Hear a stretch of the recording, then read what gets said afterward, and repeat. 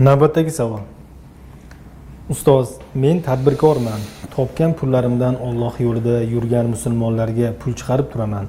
Men ahli oilamga va ilm olishimizga yetarli pulni qoldirib, qolgan hamma pullarni Alloh yo'lida yurganlarga, talab ilmlarga, qiynalgan mazlumlarga chiqarishni niyat qilganman, inshaalloh.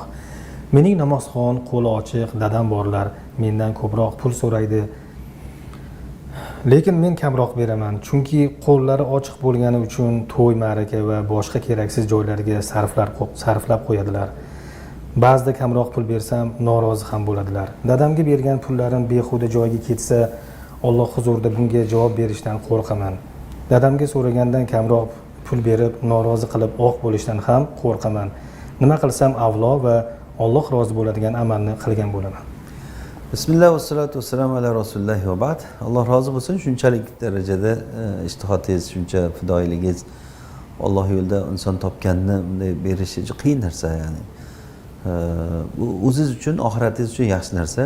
Yaxshilikni ko'paytiravering, inshaalloh bu yaxshiliklar orqasidan yana ko'p yaxshiliklar keladi. Otangizni ham iloji boricha xafa qilmaslikka harakat qiling, shunda. Xafa qilmaslikka harakat qiling. Endi ehtiyojcha berib turgan bo'lsangiz bo'ldi. Ehtiyojdan tashqari narsani talab qilsa berish majburiyatida emassiz. Bunda oq bo'lib qoldi degani ham emas bu. Ya'ni ehtiyojiga yarasha berar ekansiz. U kishi o'sha berganlaringizni to'y ma'rakaga, boshqa narsaga sarflab yuboradi deyapsiz. Demak, ehtiyojdan tashqari narsa bo'lyapti bu.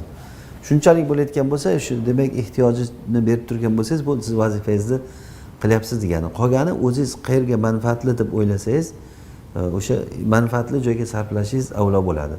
Faqat hikmat ishlating. Bu narsani shart emaski otangizga bildirib, masalan, yo'q, ota, sizni bergan joyingiz noto'g'ri, men bu yoqqa beramiz desangiz, keyin otangiz xafa bo'lishi mumkin. Shuning uchun o'sha sarflayotgan joylaringizni nimalarni bildirmasdan o'zingizni ishingizni bilib qilsangiz, ular ham xafa bo'lmaydi. Siz o'zingiz ham qiynalib qolmaysiz va yaxshi joyga sarflagan bo'lasiz. Allohdan tavfiq so'rang, Alloh taolo o'zi bir yo'l ko'rsatadi, tavfiq beradi. Hikmat ishlatgan holatda o'sha yaxshilikka haris bo'lib harakatda davom etavering. Vallohu a'lam. Navbatdagi savol.